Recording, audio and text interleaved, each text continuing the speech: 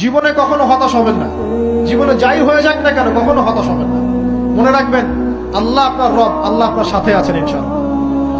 এই সমাজ আপনাকে যেভাবে শেখায়, কিভাবে শেখায়, এই যে স্কুল, কলেজ, ইউনিভার্সিটি, চাকরি, বিয়ে, সন্তান প্রতিপালন, আর তারপর ইন্না লিল্লাহি ওয়া ইন্না ইলাইহি রাজিউন, এই তো শেখায় নাকি?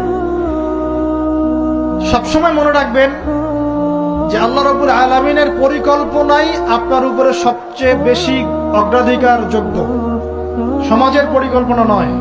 পরিবার আপনাকে চাপ দিচ্ছে, চাকরি পাস না, পড়াশোনা করিস না, হ্যাঁ পড়াশোনায় কেন তুই 80 নম্বর পাইলি না, কেন চান্স পেলি না, কবে চাকরি পাবি, কবে আমাদেরকে দেখবি, খাওয়াবি, পড়াবি, এই যে চাপগুলো চারপাশ থেকে আসে কিনা, এতে করে অনেক যুবক দেখা যায় মাদকাসক্ত হয়, অনেকে দেখা যায় আত্মহত্যা করছে, ইদানিং করছে কিনা ভাই?